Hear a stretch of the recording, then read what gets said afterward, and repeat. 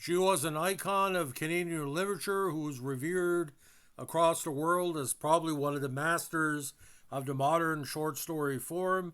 A Nobel Prize winner for literature in 2013 and been part of every candidate class for as long as I can remember because they see her as one of the most important icons of the Canadian literary style up there with Irving Layton, Leonard Cohen, Margaret Atwood, everybody else. Alice Munro, the Canadian author who put the country on a map in many ways, has died at age 92. Now, according to CBC in a recent post, uh, uh, her publisher said Munro died in her home in Port Hope, Ontario on Monday evening.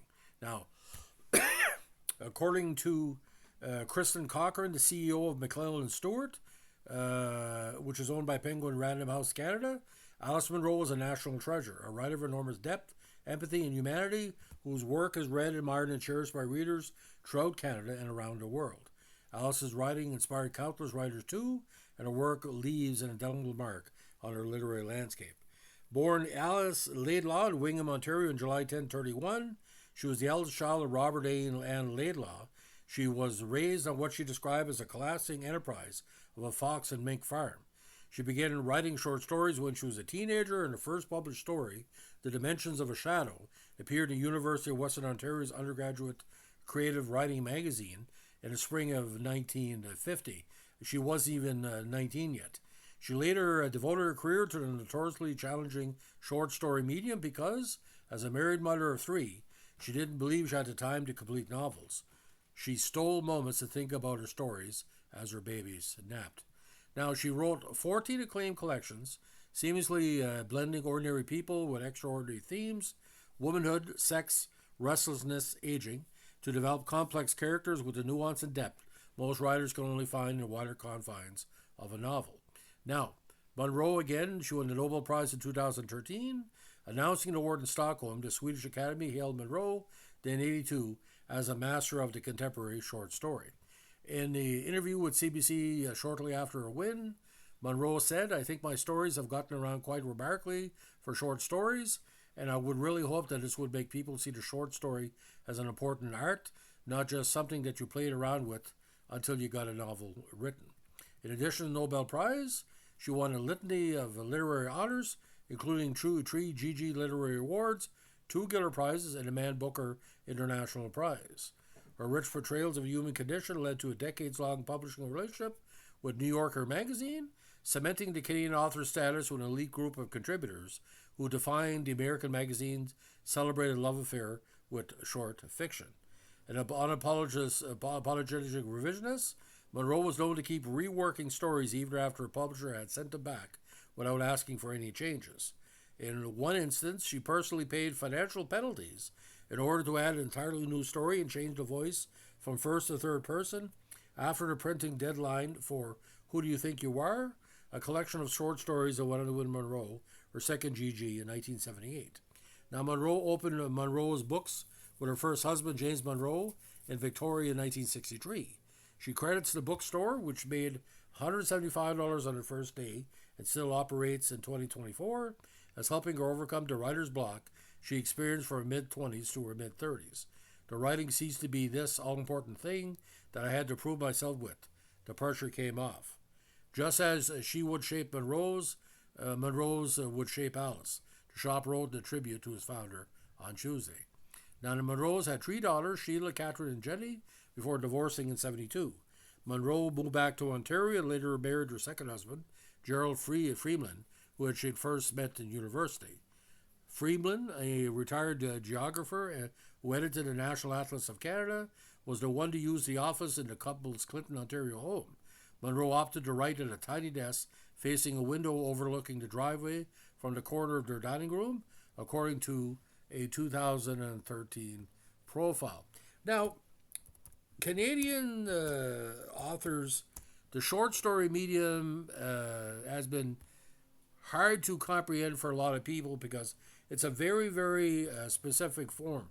You're not looking at something that's going to be hard to read, but you're going to be looking at something that's going to be interesting to put together. So the Now, when she started working as a teenager, again, that first story, Dimensions of a Shadow, she was studying English and journalism at the University of Western Ontario on a 2 year scholarship. During this period, she worked as, get this, a waitress, a tobacco picker, and a library clerk. At 51, she left the university, where she had been majoring in English in 49, to marry again James Munro. They moved to Dunderave, West Vancouver, for James's job in an apartment store. In 63, the couple moved to Victoria, again, where they opened Munro's books. Now, highly acclaimed first collection of short stories was, of course, Dance of the Happy Shades, which won the GG. That success was followed by Lives of Girls and Women, a collection of interlinked stories. Now, from 79 to 82, Munro traveled the world, touring Australia, China, and Scandinavia for public appearances and readings. In 1980, she held the position of writer-in-residence at both UBC, University of Queensland, in Australia. Now, from 1980 to 2012, she published a short story collection at least once every 4 years. First versions of Munro's stories have appeared in journals such as the Atlantic Monthly, Grand Street, Harper's, Mademoiselle, New Yorker, Narrative Magazine, and the Parish Review. Her collections at this point have been translated into 13 languages. Of course, she was the first Canadian to win the Nobel Prize in Literature and the 13th woman. Now, Munro's longtime association with editor and publisher Douglas Gibson is a story of legends. When Gibson left Macmillan of Canada in 1986 to launch the Douglas Gibson Brooks imprint and McClellan Stewart, she returned the advance Macmillan had already paid her for The Progress of Love so she could follow Gibson to the new company. Munro and Gibson retained their professional association. When Gibson published his memoirs in 2011, Munro wrote the introduction, and until her death, Gibson often made public appearances on Munro's behalf when her health prevented her from appearing personally. Now, almost 20 of Munro's works have been made available for free on the web, in most cases only the first versions. From the period before 2003, 16 stories have been included in Munro's own compilations more than twice, with 2 of her works scoring 4 republications. Carried Away and Hateship, Friendship, Courtship, Loveship, Marriage. Film adaptations of Munro's short stories include Martha, Ruth and Edie, Edge of Madness, Away From Her, one of the most important Canadian movies of all time, Hateship, Loveship in 2013, and Julietta. Now, many of Munro's stories are set in Huron County, Ontario. Her strong regional focus is one of her fiction's features. Asked after she won a Nobel Prize, what can be so interesting in describing small-town Canadian life? Munro replied, you just have to be there. Another feature is an omniscient narrator who serves to make sense of the world. Many compare Munro's small-town settings to writers from the rural American South. As in the work of William Faulkner and Flannery O'Connor, Munro's characters often confront deep-rooted customs and traditions, but her characters' reactions are generally less intense than her southern counterparts. Her male characters tend to capture the essence of the everyman, while her female characters are more complex. Much of Munro's work exemplifies the Southern Ontario Gothic literary subgenre. Yeah, that's a deep dive for any American. I don't want to describe it, but it's pretty deep. Now, Munro's work is often compared to the great short story writers. In her stories, as in Chekhov's, plot is secondary and little happens. As in Chekhov, Garrett Holcomb writes, all is based on the ephanic moment, the sudden enlightenment, the concise, subtle, revelatory detail. Munro's work deals with love and work and the feelings of both. She shares Chekhov's obsession with time and her much lamented inability to delay or prevent his relentless movement forward. Now, a frequent theme of her work has been the dilemmas of a girl coming of age and coming to terms with her family and her small hometown. Again, in Hateship, Friendship, Courtship, Loveship, Marriage, and Runaway, she shifted her focus to the travails of middle-aged women, alone, and the elderly. Her characters often experience a revelation that sheds light on and gives meaning to an event. Now, Munro's prose reveals the ambiguities of life, ironic and serious at the same time. Mottos of godliness and honor and flaming bigotry, special useless knowledge, tones of shrill and happy outrage, the bad taste, the heartlessness, the joy of it, and her style juxtaposes the fantastic and the ordinary, with each undercutting the other in ways that simply and effortlessly evoke life, Robert Thacker wrote. Now, many critics have written that Munro's stories often have the emotional and literary depth of novels. Some have asked whether Munro actually writes short stories or novels. Alex Keegan writing in Alextica, gave a simple answer: who cares? In most Munro stories, as much as in many novels.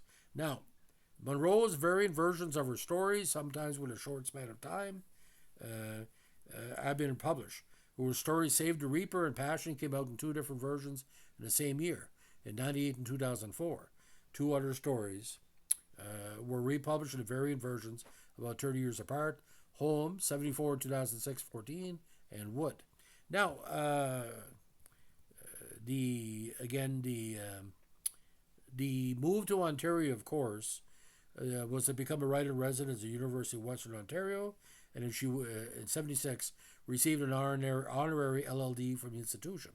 Again, her marriage with Freeman. They were living in Clinton for a while.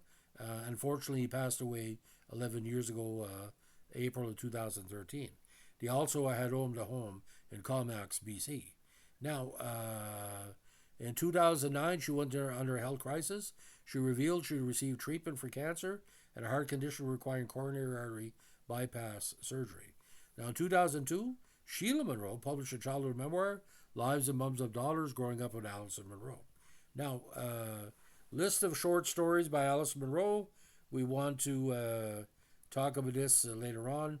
These are the original short story collections: Dance in the Happy Shades, Lives of Girls and Women, Something I'm Meaning to Tell You, Who Do You Think You Are, The Moons of Jupiter, The Progress of Love, Friend of My Youth, Open Secrets, The Love of a Good Woman, Hateship, Friendship, Courtship, Loveship, Marriage, Runaway, The View from Castle Rock, Too Much Happiness and Dear Life, short story compilations, selected stories, No Love Lost, Vintage Munro, Alice Munro's Best, My Best Stories, New Selected Stories, Lying Under the Apple Tree, New Selected Stories, and Family Furnishings, Selected Stories.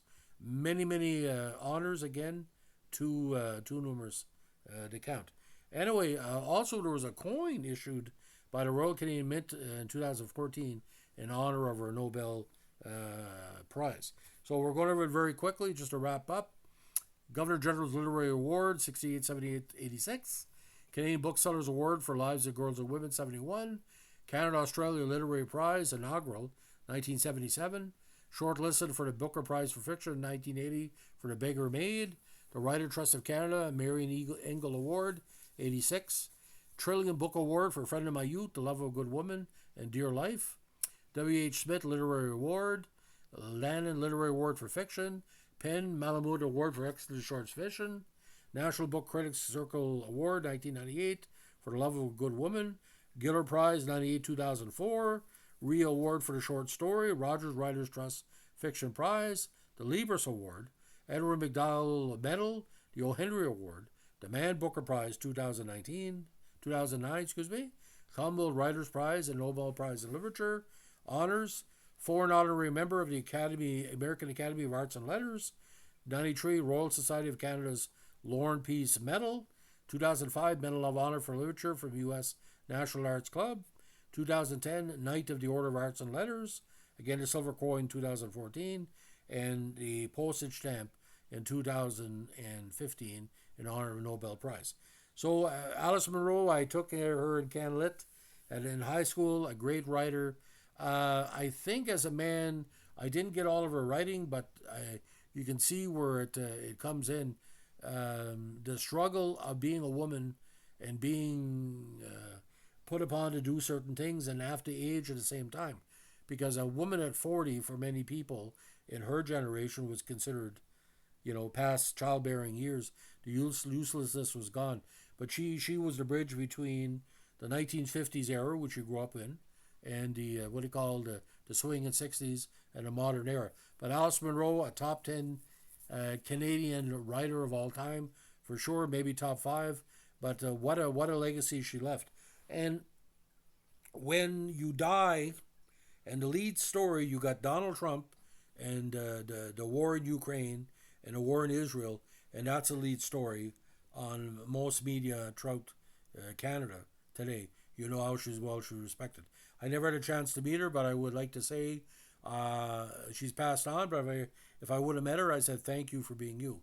I've been very lucky. I've grew up with even Antoine Maillet, Lassaguin, writers like her and Munro and different people, taking a female strength and putting it in her words. And whatever she wrote, Alice Munro, was written from the heart. And whether you liked it or not, she was Alice Munro, and there's never going to be another one of them. So, Alice, you will be missed. So, ladies and gentlemen, if you like what we're doing with our entertainment podcast, let us know with a like, comment, subscribe, or share.